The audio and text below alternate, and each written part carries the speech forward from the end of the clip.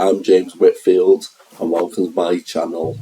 This is my 23/24 Premier League predictions. So I'm going to predict the table and then a few other things afterwards.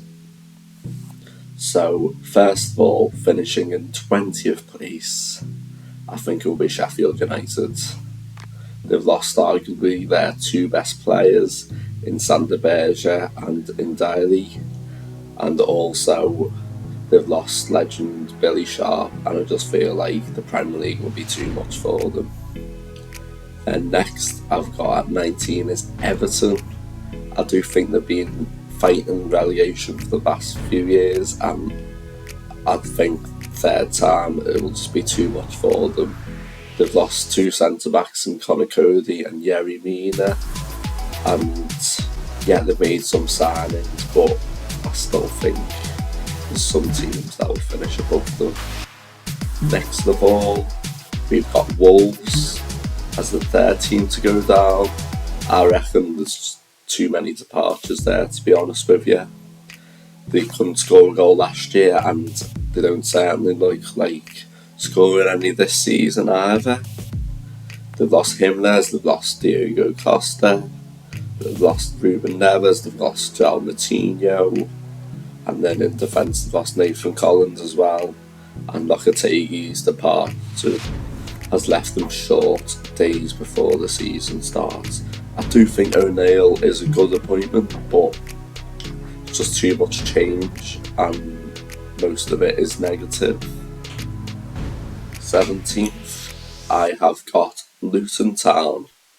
I think they are a close-knit team, and I think they'll just about keep them up. I think for this season definitely. I think in future seasons there might be a bit more trouble, but they've got to lead to, non-league right the way to the Premier League with this ethos, so I think it will continue. And then I've got West Ham at 16th.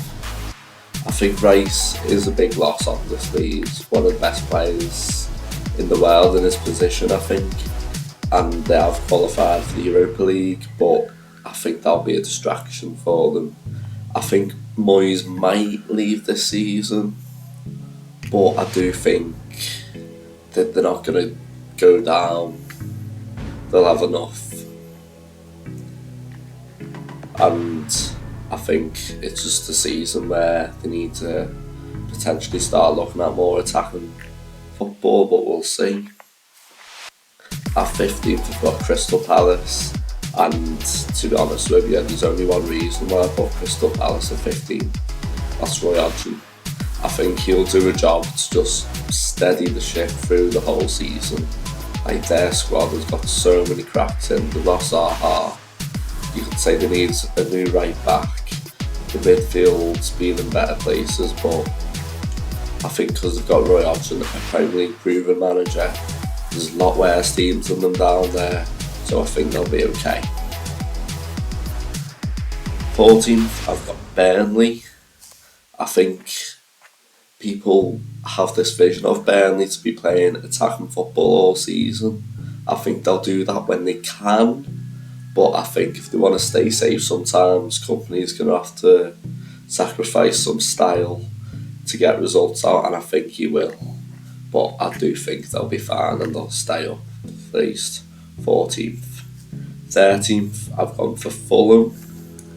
Saudi Arabia, they've kind of went in for Fulham a bit. They wanted Marco Silva, their manager, and there's still a bit of trouble with Mitrovic, their main striker. As it stands, they are both at Fulham, and I think they will stay up. It will be a mid-table season for them, but as well, João Paulinho, he's injured at the moment, and depending on how long that is, that could harm their season because of last season, how reliant they were on Paulinho and Harrison Reed.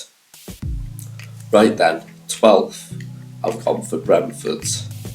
I think they'll be fine, but they will obviously miss Ivan Toney while he's out for the first 6 months of the season. and it looks like David Raya's leaving them, and Mark Fleckham is their new goalkeeper signing, and I'm sure he will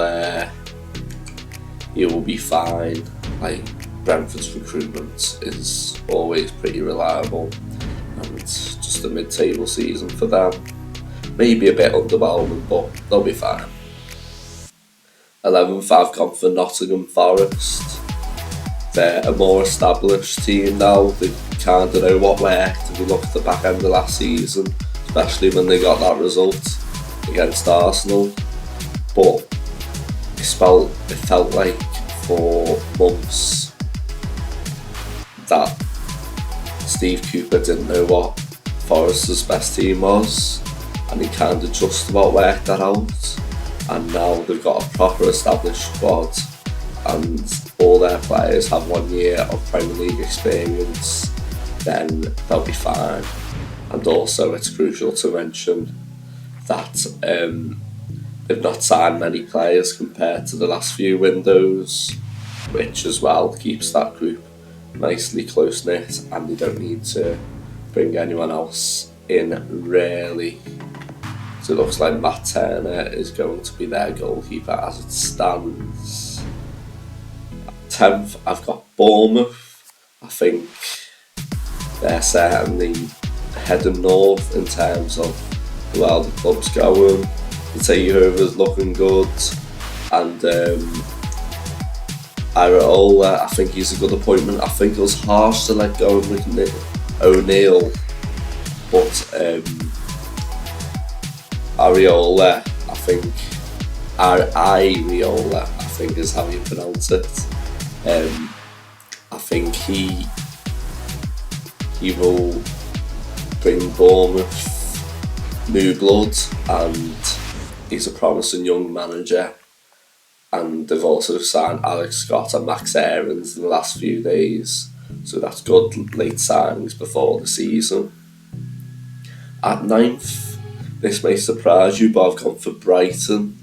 I do think it's still a good season for them, because they've lost McAllister at the time of recording, because I'm recording this Friday lunchtime, and obviously Friday night Man City play Burnley. Caicedo has had a fee agreed with Liverpool, 111 million, but I've just heard some talks of that he has second thoughts. Like, as it stands, he's still a Brighton player, but we'll just have to wait till that deal's done. And I do think, apart from all the Caicedo and McAllister departures, they'll be fine without them, really. However, I think the trouble will come in the Europa League. I think they've still got a relatively thin squad, and that will distract them. At 8th, I've gone for Aston Villa. I think the Conference League will distract them. Despite that, I think they've made some really good signings.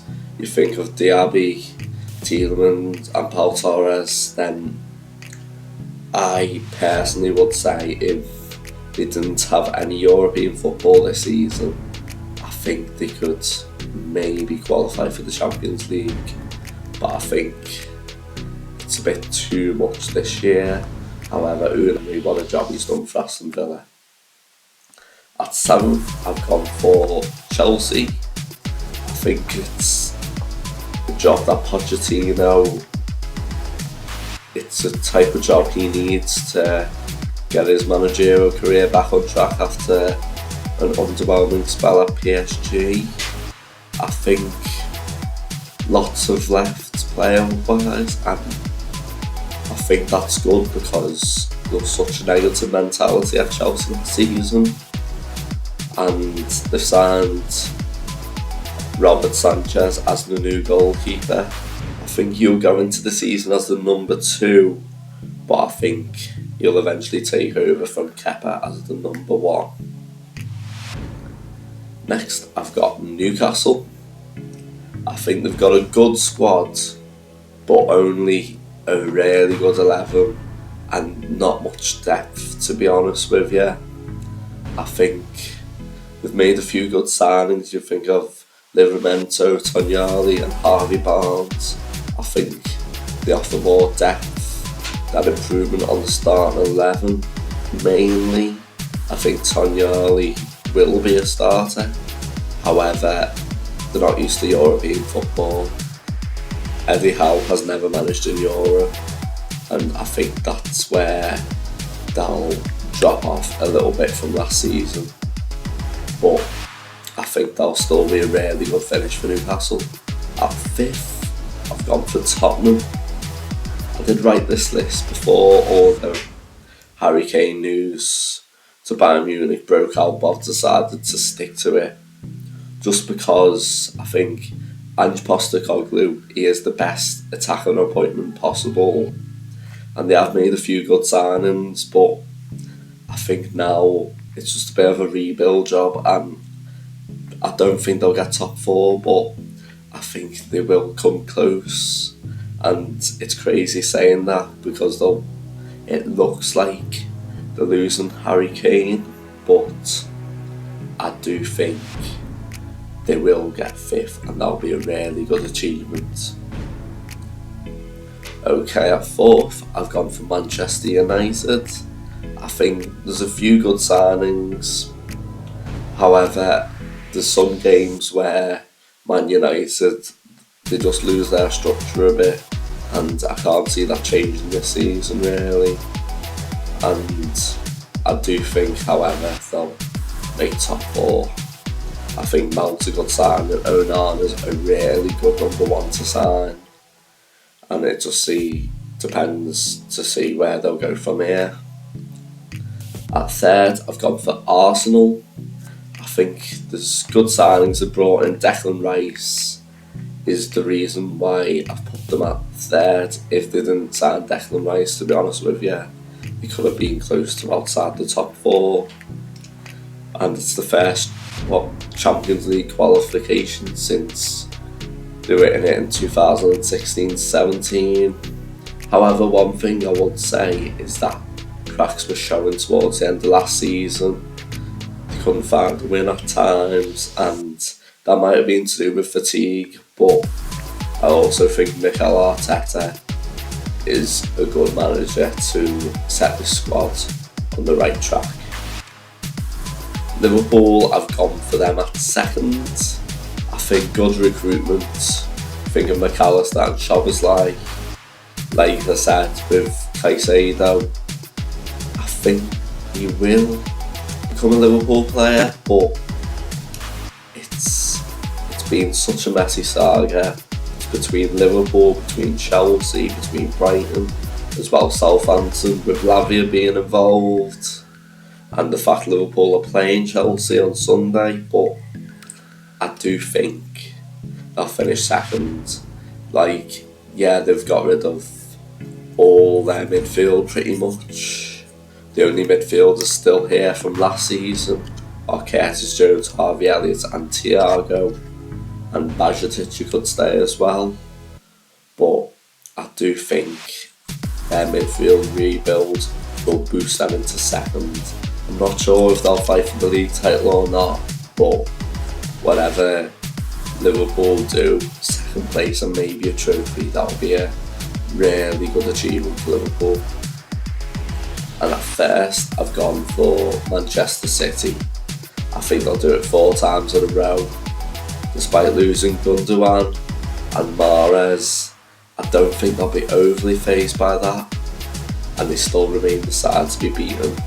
And as well, Mateo Kovacic, I personally think he's the best Gundogan replacement possible. Okay, then off with the league table and on with the rest of my predictions. The top scorer I've gone for is Erling Haaland. I think he won't get as many as last season. However, he's still just someone we've never seen before in the Premier League. And he's got the quality service of Kevin De Bruyne as well, and Bernardo Silva, where he's on at least 1 goal a game the well Haaland plays. Assists, I've gone for De Bruyne, pretty obvious as well. You got De Bruyne's technical ability and Erling Haaland to finish all these chances off, and it's a no-brainer, I think. And for most clean sheets, I've gone for Alisson Becker.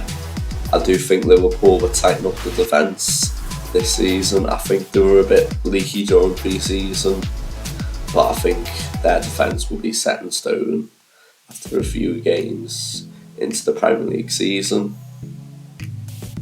Player of the season, I've gone for Erling Haaland. It's quite simply, he'll just outscore everyone and take City to the league again. And then breakout star, I've done that instead of young player of the season, is to show who I think will break out and surprise a few people. I've gone for Keane Lewis-Potter for Brentford. I think Brentford's attack certainly got a few vacancies in there. Tony's suspended, they've signed Kevin Schade, and I'm not sure if Thomas Frank will put all his reliance on Schade, but Keane Lewis-Potter, he's had lots of experience in the Championship, and I think now it's time for him to translate that into the Premier League. And the first manager to get sacked, last but not least, is Paul Heckingbottom. Nothing against him, but I think he's done a really good job bringing Sheffield United back to the Premier League.